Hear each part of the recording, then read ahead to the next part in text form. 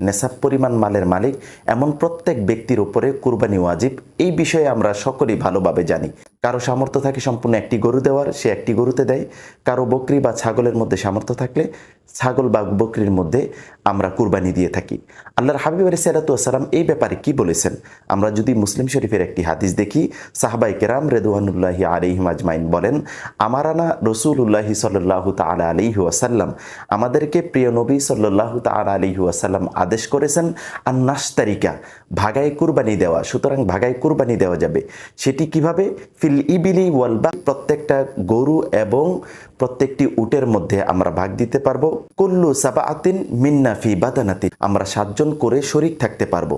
মনে রাখতে হবে, নেশাব পরিমাণ মালের মালিক এমন 7 জন ব্যক্তি শরীক থেকে তারপরে কুরবানি দিতে পারবে। গুরুত্বপূর্ণ হচ্ছে আপনার যেই শরীকগুলো থাকবে, এই শরীকগুলোর যেই টাকা, এই টাকাটা সম্পূর্ণভাবে হালাল কিনা। যদি এর মধ্যে একজনেরও টাকা যদি হারাম হয়, তাহলে সকলের কুরবানিটা হারাম হয়ে যাবে। এই জন্য আপনি চেষ্টা করবেন, গরু হোক, ছাগল হোক, অথবা বেড়া হোক, দুম্বা হোক, যে কোনোভাবে আপনি এককভাবে কুরবানি দেওয়ার জন্য। আর যদি এককভাবে না পারেন, তাহলে গরুর মধ্যে 7 ভাগ পর্যন্ত, 1 থেকে 7 ভাগ পর্যন্ত দেওয়া যায়। উটের মধ্যে 1 থেকে 7 ভাগ পর্যন্ত দেওয়া যায়। এটা জায়েজ আছে, এটা আপনি দিবেন।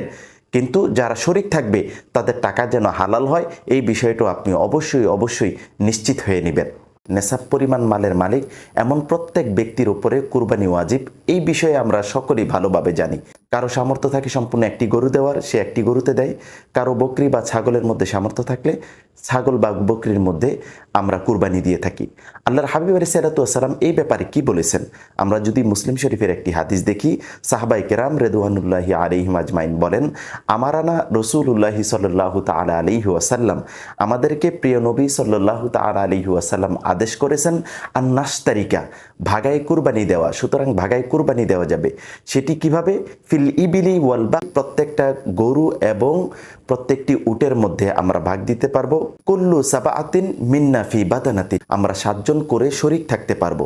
মনে রাখতে হবে, নেশাব পরিমাণ মালের মালিক এমন 7 জন ব্যক্তি শরীক থেকে তারপরে কুরবানি দিতে পারবে। গুরুত্বপূর্ণ হচ্ছে আপনার যেই শরীকগুলো থাকবে, এই শরীকগুলোর যেই টাকা, এই টাকাটা সম্পূর্ণভাবে হালাল কিনা। যদি এর মধ্যে একজনেরও টাকা যদি হারাম হয়, তাহলে সকলের কুরবানিটা হারাম হয়ে যাবে।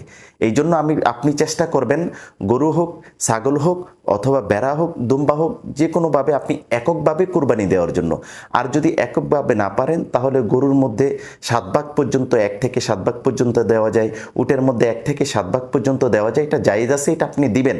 কিন্তু যারা শরীক থাকবে তাদের টাকা যেন হালাল হয়, এই বিষয়টা আপনি অবশ্যই নিশ্চিত হয়ে নিন।